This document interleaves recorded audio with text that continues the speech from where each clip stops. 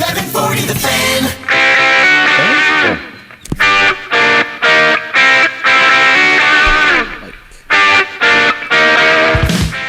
Talkin Money. And the action continues on Talkin Money with Jeff Tarbell. Right. We are back. That was apparently a little easy. Hey, Chris, what did they want on our list of goodies there?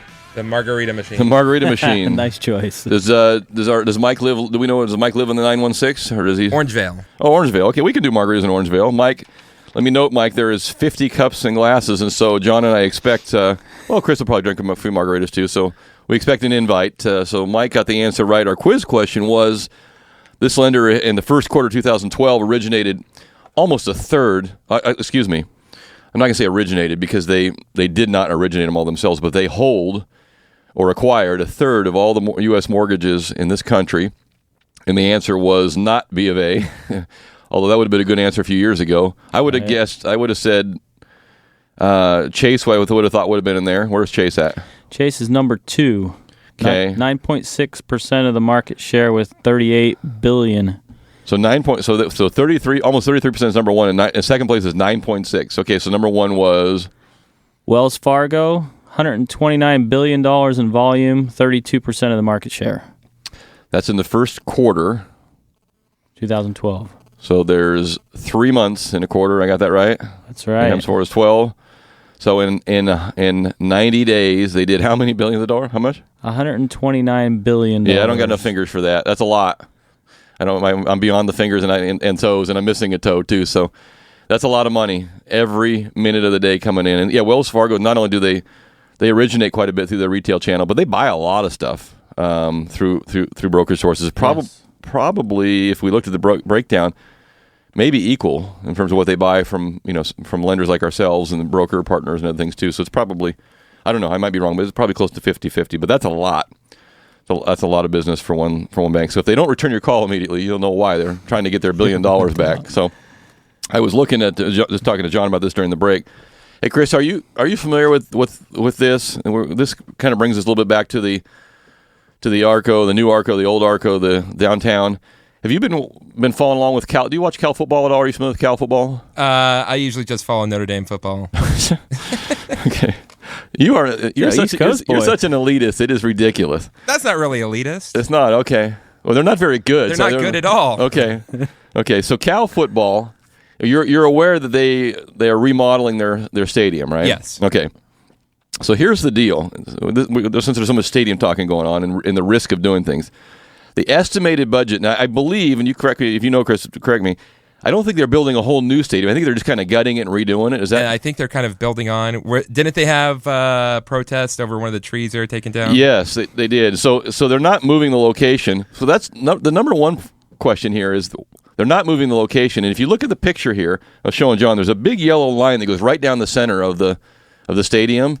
That is called the Hayward Fault, which goes right underneath the stadium. So that's faults are good, right? Faults are great. Yeah, they move and when you're standing there, they move around and they take your investment and they turn it into rubble. So that's issue number one. Issue number two, the estimated cost of redoing this stadium, redoing it, not new, $321 million. Now I don't recall, what did we figure that the new stadium downtown was going to run? Wasn't it in that same ballpark? About $387 million. Okay, so if you start, so you can see. Remodeling is not a big cost saver. No. I mean, sometimes starting from scratch is even just as good. So that's number two. Now here's their plan. Of the $321 million that we're going to raise for the new stadium, we're going to get, this is the plan, $270 million from the sale of seats and through donors and other things. Okay, $270 million. So we only have to ask the college for about $50 million. Now this project's already underway, right? They're expected to be in, I think, next season. So anybody want to take a guess how much money they've raised of their $270 million in seat sales? Well, that long, I'm guessing all of it's paid. Yeah, they've raised, remember, this is a $321 million project. They've raised to date $31 million from seat sales. So they've got 10% of the money and the project's underway.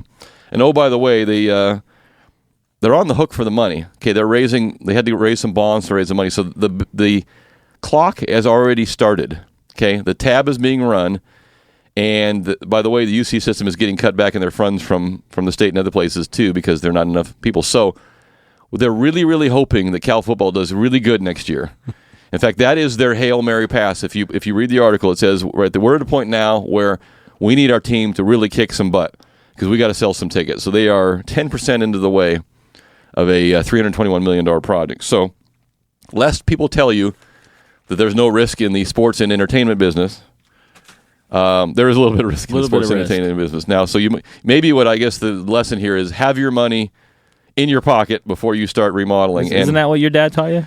No, my dad said, "You're stupid son, get out of my house. I don't care what you do. Go get a job." Yeah, he said, "You're taking care of me, so get out there and good luck with that public education." And look I ended up on the radio. It worked out just. It's failing miserably, but it's fine. Yeah, no, I'm guilty of that. We started remodeling our house where I live now, and I had something else to sell first, and it didn't exactly sell right on time. So we could have been living in that previously described warehouse with the urinal above it. You go. Yeah, we were almost there without whether we liked it or not. So anyway, I thought that was an interesting story. And I'm going to continue on with my obscure stuff, and then we'll get into some of the real estate stuff as well. So have you heard of the Titanic? That ring a bell? Yes. Yeah. Little boat. Fairly familiar. Little dinghy. Very familiar with that. So the Titanic II is being launched. Mm-hmm. Titanic II. Now, so part of me thinks that you are just messing with karma when you it's like making fun of the dead. It's like I just something about it. I mean, I got the concept, but it's just like you're tempting fate. When anybody says my ship is unsinkable, my business can't fail, my girlfriend will never leave me, all those things. Bad juju all the way around. You know damn well you're about 24 hours away from having your life spit upside down. But anyway, I digress. Australian billionaire, Mr. Palmer, Clive Palmer, has established a new shipping company called Blue Star Line, which I think the Blue Star was who owned the original. White Star. It was White Star? Yeah. So you did see the movie, which doesn't necessarily make you, but it doesn't help. I mean, I'm kind of sure it's called White Star. You think, Google says it's White Star. Okay, thanks for that, Chris. I thought it was a Blue Star. See? Man card on this side of the window. Did you see it in 3D on the IMAX too? Unfortunately, no, it's sold out. I mean, I don't know what you're talking about. Yeah. I'm gonna give you a heads up. They all die at the end. I'm just telling you right now. They all die. And the old lady drops that blue thing in the water. But I haven't seen the movie either. Unfortunately, I see it as a comedy, and people don't like that. Oh man. That's Chris Verlaud. It's Chris.Verlaud at CBS Radio. Okay, so the Blue Star Line, which is apparently a takeoff on Chris's White Star Line, is going to be coming out. But this is a true story.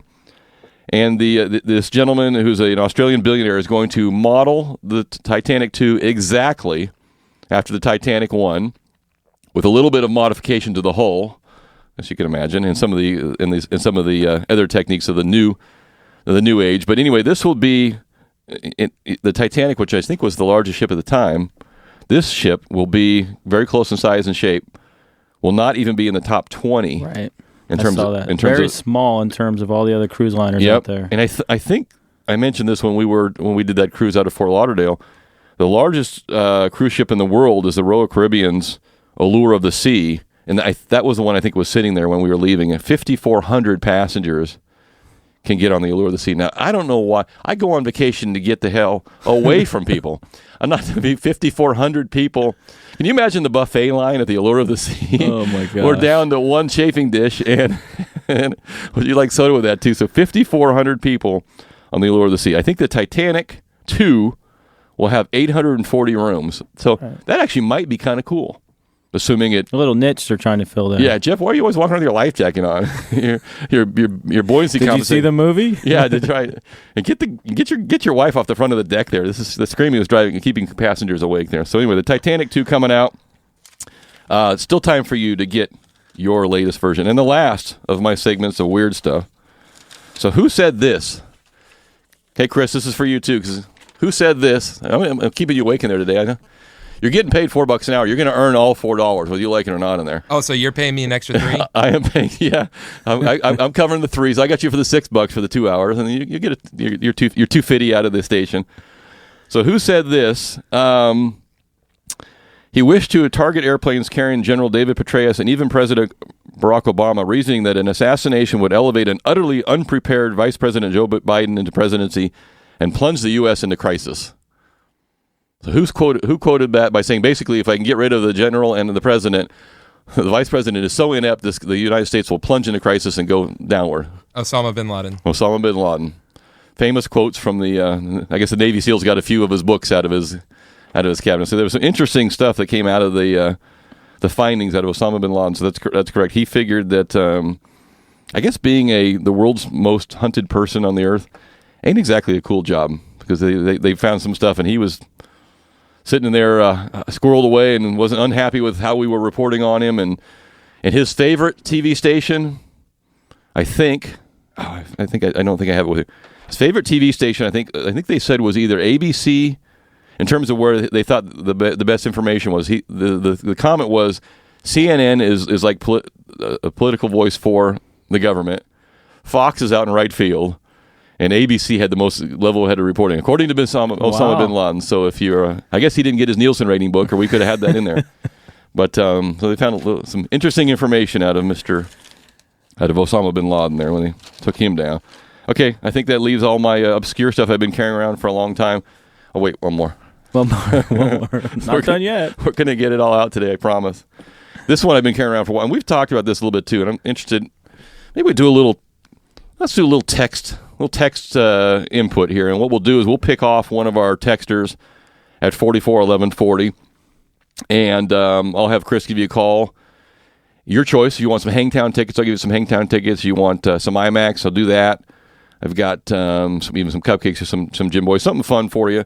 So we'll let this text quiz go through the break here a little bit. So here's my, you can text me yes or no, and we'll go into this when we come back.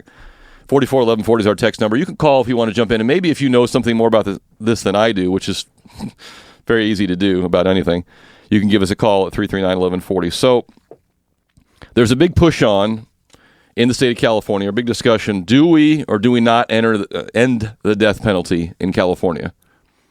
Do we end it or do we not? And so I'll leave it at that for the moment. I'll talk about some of the arguments on both sides of it. So you either text me yes or no. Yes, we should end it. No, we should not. If you can, give me a little reason why. Yes, we should end it. I'm morally against it, or whatever your reason is, yes or no. And we will randomly pick one or two of those winners after the break, and give you something fun to do. You want to do that? So 441140 is our text number. This is our text quiz for the next break. Should we end the death penalty in California? Yes or no, and maybe a little explanation of why or why not. 441140. You can give us a call if you'd like at 339-1140. We're going to take a quick break. He's John. I'm Jeff. We'll be right back.